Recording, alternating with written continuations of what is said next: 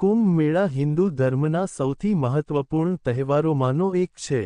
તે વિશ્વના સૌથી મોટા ધાર્મિક મેળાઓમાંનું એક માનવામાં આવે છે, જ્યાં કરોડો શ્રદ્ધાળુઓ એકત્રિત થાય છે. આ મેળા 4 જગ્યાએ ચક્રવત થાય છે. 1. પ્રયાગરાજ આગળનું અલ્હાબાદ. 2. હરિદ્વાર. 3. ઉજ્જૈન. 4. નાસિક. કુંભ મેળાની વિશેષતાઓ. 1.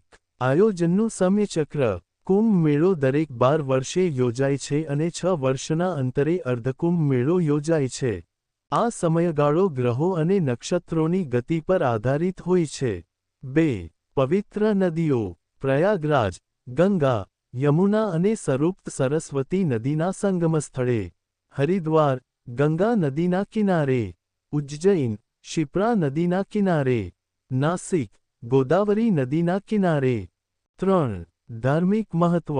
કુંભ મેળામાં પવિત્ર નદીમાં સ્નાન કરવું પાપોને ધોઈને મોક્ષ પ્રાપ્ત કરવા માટે મહત્વપૂર્ણ માનવામાં આવે છે. 4. પ્રવર્તનના પર્વો. કુંભ મેળામાં વિવિધ અખાડા સાધુઓના જૂથો દ્વારા વિશેષ શાહી સ્નાનનું આયોજન થાય છે, જેમાં નાગા સાધુઓનો વિશેષ રોલ હોય છે. 5. સાંસ્કૃતિક આયોજન.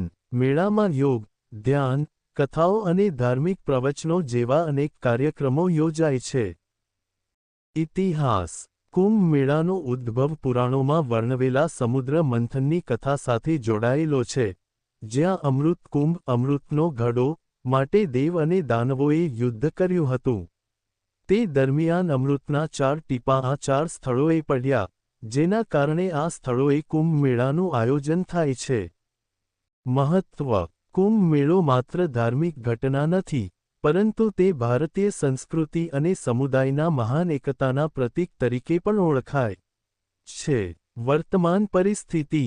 આયોજનના દૌરાન સુરક્ષા વ્યવસ્થા, આરોગ્ય સેવાઓ અને આધુનિક સુવિધાઓ સાથે મેળાને વધુ સુવ્યવસ્થિત બનાવવામાં આવે છે.